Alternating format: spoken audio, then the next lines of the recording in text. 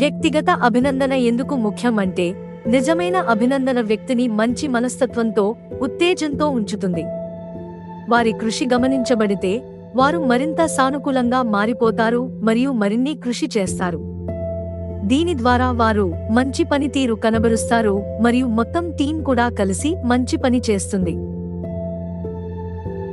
మాయా, ఇతర సభ్యురాలు సారా ప్రాజెక్టు కోసం డేటా సేకరించడంలో చాలా కష్టపోయింది అని గమనించింది.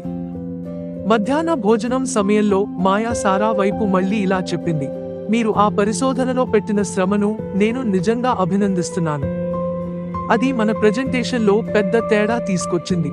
సారా హరా కృతజ్ఞతతో వెలిగింది మరియు ఈ నిజాయితీమైన ప్రశంస వారి పని సంబంధాన్ని బలపరిచింది.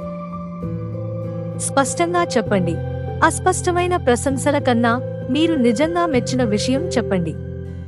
ఉదాహరణకు, మీరు ఆ ప్రాజెక్ట్ను ఎలా నిర్వహించారో నాకెంతో నచ్చింది.